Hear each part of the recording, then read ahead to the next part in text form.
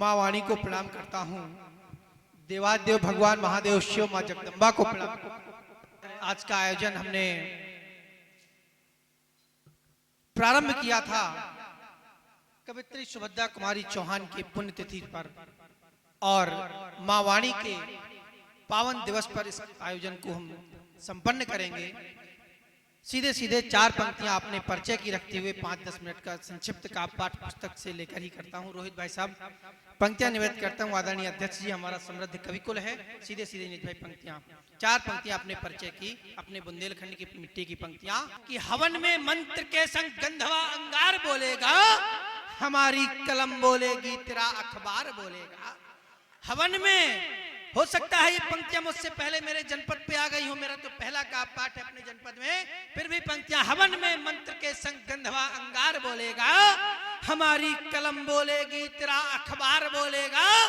मैं आल्हा और ऊदल की महोबा की धरा का हूं, जहां का बोलता पानी वही संसार बोलेगा, जहां का बोलता पानी वही संसार बोलेगा। इसलिए कहता हूं कि आओ आओ मिलकर करे वंदना मां शारदे भवानी की। मेरे छोटे युवा साथियों, आओ मिलकर करे वंदना मां शारदे भवानी की। मन से करें स्तुति साथी इस मिट्टी बलिदानी की। मैं चेतन हूं, गीत चेतना के ही हरदम गाऊंगा। शान न जाने दूंगा मैं बुंदेलखंड के पानी की, शान न जाने दूंगा मैं बुंदेलखंड के पानी की। तब मैं बुंदेलखंड की पावन मिट्टी में अपने घर पे खड़ा होकर कुछ पंक्तियां इस मिट्टी की गौरव गाथा की रोहित भैया आपके समक्ष निवेदित करता हूं कि क्या है हमारा बुंदेलखंड, क्या है यहाँ की माटी, पावन माटी। कि ये ऋषियों की पुण्य धरा, बिना किसी भूमिका के सीधे सीधे ये ऋषियों की पुण्य धरा, ये वीरों की परिपाटी है। ये ऋषियों की पुण्य धरा, ये वीरों की परिपाटी है, जिसमें देवों का वास सदा वो पूजनीय ये माटी है। ये ऋषियों की पुण्य धरा, ये वीरों की परिपाटी है, जिसमें देवों का वास सदा ये पूजनीय माटी है।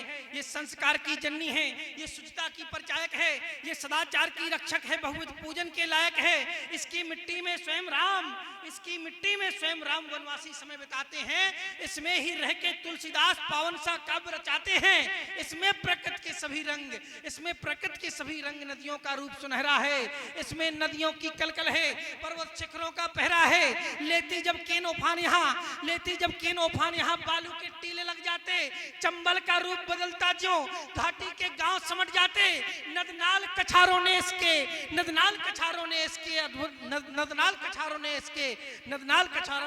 अनगुल बेटे भी चेट दिए। अनगिन इसने युद्ध किए, अनगिन इसने रणखेत की। और क्या है ये मिट्टी कि इसके पानी में तेज और पानी में खून समाया है। पानी में इसके स्वाभिमान पानी ने पौरुष गाया है। इसके पानी को देख स्वयं पानी सा हो जाता। पानी का ऐसा रूप देख मानस बलिदानी हो जाता।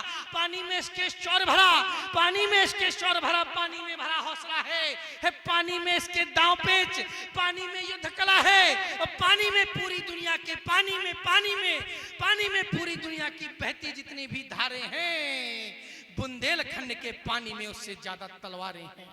बुंदेलखंड के पानी में उससे ज्यादा तलवारें हैं। बुंदेलखंड के पानी में उससे ज्यादा तलवारें हैं। और पावन समृद्ध कविकुल हमारा मंच पर है, तब मुझे कहना पड़ता है कहीं कुछ पंक्तियां इसी कल्प पुस्तक में समाहित हैं कि क्या है हमारा कविकुल कि अक्षर अक्षर के पूजक हैं, वाणी के आराधक हैं। ये अक्षर के पूजक हैं, वाणी के आराधक हैं। ये मानवीय मूल्यों के रक्षक, शब्दों के भी साधक हैं। ये राष्ट्र धर्म के प्रबल समर्थक, स्वदेशी अंदाज यही हैं। संत जनों की त्याग तपस्या, शहंशाह के ताज यही हैं।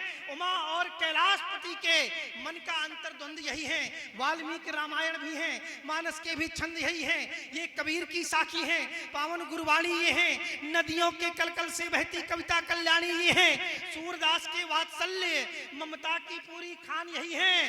केशव के सुर से उपजे माधव का गुणगान यही है। बीच भंवर में फंसे पार्थ को धर्म बताने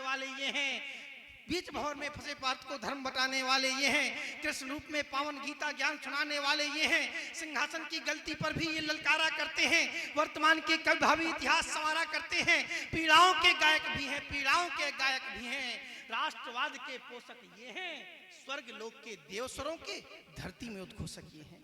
स्वर्ग लोक के देव स्वरों की धरती में खो सकी हैं। और क्या होता है कविकुल, कवि मुख से झड़ती कविता, कविकुल और कविता क्या होती है, कई मुख से झड़ती कविता, कवि मुख से झड़ती कविता एक पतंगा होती है।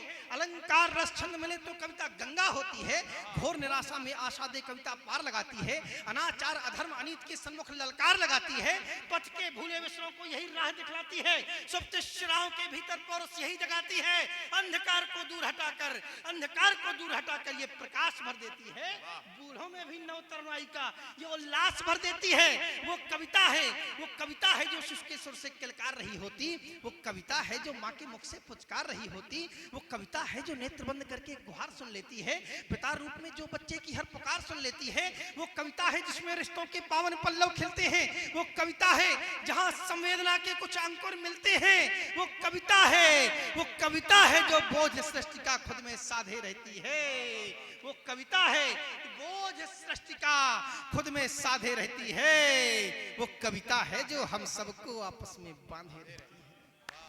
वो कविता है जो हम सबको आपस में बांधे रहती है। अब दादा, इतिहास की पृष्ठभूमि से जो आपने चार पंक्तियां कही थी कि 4 बास 24 गज अंगुल अष्ट प्रमाण, ताऊ पर सुल्तान है मत चूके चौहान, और बिनती राय प्रवीण की सुनियो साह सुजान, जूठी पातर चकत है बारी बाय स्वान। तब मैं पंक्तियां कुछ निवेदित करता हूं रोहित भैया कि वो कविता है जो पलक झपकते ही इतिहास रच जाती है। वो कविता है जो पलक झपकते ही इतिहास रच जाती है। वो कविता है जिससे राय प्रवीण की असमत बच जाती है। वो कविता है जिसको सुन बाजी थाल छोड़कर आते हैं। 10 दिन की दूरी केवल 2 दिन में पूरी कर जाते हैं। वो कविता है जो बेला कल्याणी की लाज बचाती है। एक निराधम को उसकी औकात बताती है। वो कविता है जो पृथ्वी को गोरी का प्रमाण दे देती है। वो कविता है जो सभा मध्य छाती में बाण दे देती है। वो कविता है जो सभा मध्य छाती में बाण देती है। देवेंद्र भाई, हमारे ओज के राष्ट्रीय स्तर के सर कभी जब दिल्ली एनसीआर पे हम लोग बुलाते हैं, आपस में मिलते हैं, तो मुझे गर्व होता है कि राष्ट्रवाद की जो पताका कहीं ना कहीं हमारे अनिल तेजस भैया, हमारे दादाजी लेकर चलते हैं। तो मेरे भाई, चाहे देवेंद्र चतुर्वेदी जी हों, चाहे अनिल भैया हों, देश में जहां कहीं भी जाते हैं मुझे गर्व होता है कि उनकी पीढ़ी का प्रतिनिधित्व करता हूं।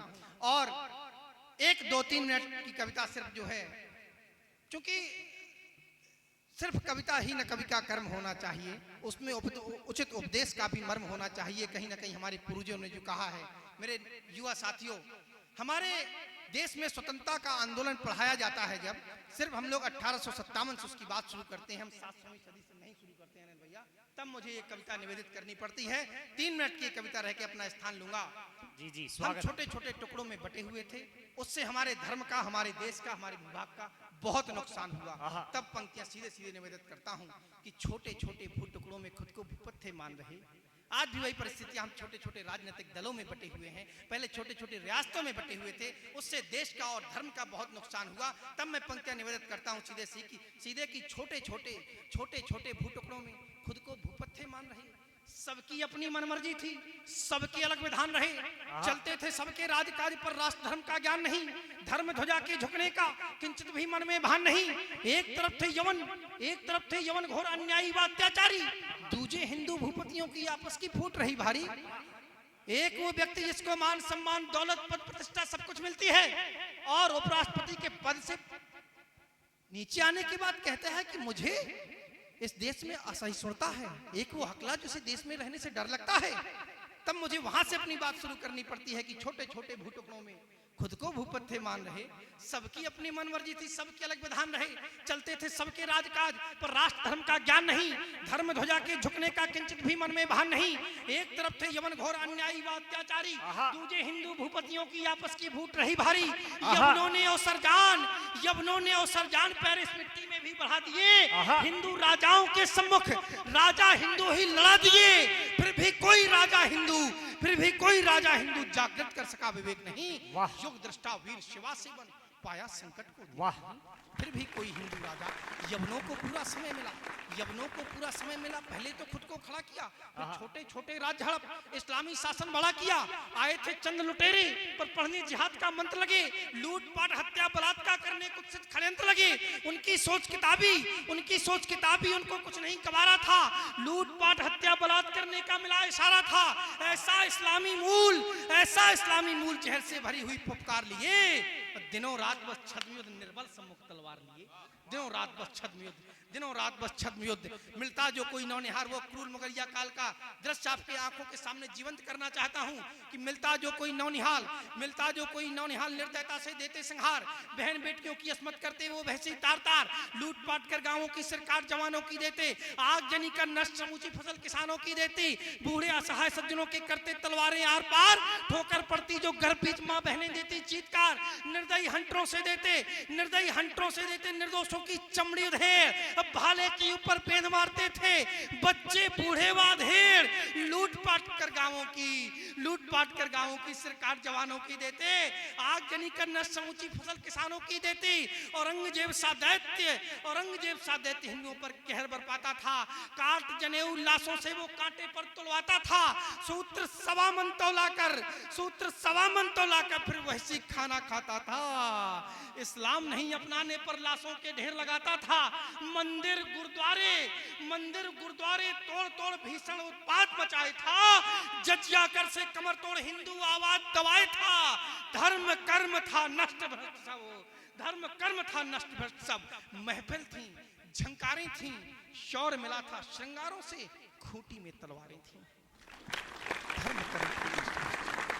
धर्म कर्म था नष्ट भ्रष्ट सब, महफिल थी, झंकारें थी, शौर्य मिला था श्रृंगारों से, खूंटी में तलवारें थी। निश्चित तौर पर संख्या जो है मुझे बड़ी प्रसन्नता हो रही है, फिर भी मैं बड़े आंतरिक मन से कविता पढ़ रहा हूं कि मिलता जो कोई नौनिहाल निर्दयता से देते संहार, बहन बेटियों की अस्मत करते वो भैंसी तार लूटपाट कर गांवों की सरकार जवानों की देते, आग जनी कर नष्ट समूची फसल किसानों की देते। औरंगजेब सा दैत्य हिंदुओं पर कहर बरपाता था, काट जनेऊ लाशों से वो कांटे पर तलवाता था, सूत्र सवा मन तौला का फिर वैसे खाना खाता था। इस्लाम नहीं अपनाने पर लाशों के ढेर लगाता था, मंदिर गुरुद्वारे तोड़ भीषण उत्पात मचाए था, जजिया कर से कमर तोड़ हिंदू आवाज दबाए था। धर्म कर्म था नष्ट भ्रष्ट सब, महफिल थी, झंकारें थी, शौर्य मिला था श्रृंगारों से, खूंटी में तलवारें थी। जबकि होना क्या चाहिए था कि अच्छा होता कईवाणी करती सिंहों सी गर्जन अपार, अच्छा होता कईवाणी करती सिंहों सी गर्जन अपार, खुल जाते नैन नरेशों के, उठता पौरुष का महाज्वार, राष्ट्र भक्त की ज्वार प्रखर उठती सब साधु पंडों में, जगता हिंदू का स्वाभिमान दिखता पौरुष भुजदंडों में। निर्जन से साधु छोड़ आते कंठी मालाओं को, धारण करते कृपाण तीर बरछी कटार भालाओं को। नवयुवक युवतियां युद्ध हेतु बम की करती जय जयकार, माताएं थाल पूजा के लिए करती वीरों के सब श्रृंगार। जिसको जो मिलता हाथ उसे अपना हथियार बना लेता, राष्ट्र धर्म की रक्षा हित पत्थर में धार बना लेता। होते परिणाम सुनहरे सब ना सुन्नत ना सरिया होता, उत्तर दक्षिण पूरब पश्चिम केसरिया ही केसरिया होता, उत्तर दक्षिण पूरब पश्चिम केसरिया ही केसरिया होता, उत्तर दक्षिण। बहुत बहुत धन्यवाद। जय हिंद, जय भारत, हर हर महादेव, हर हर महादेव, हर हर महादेव।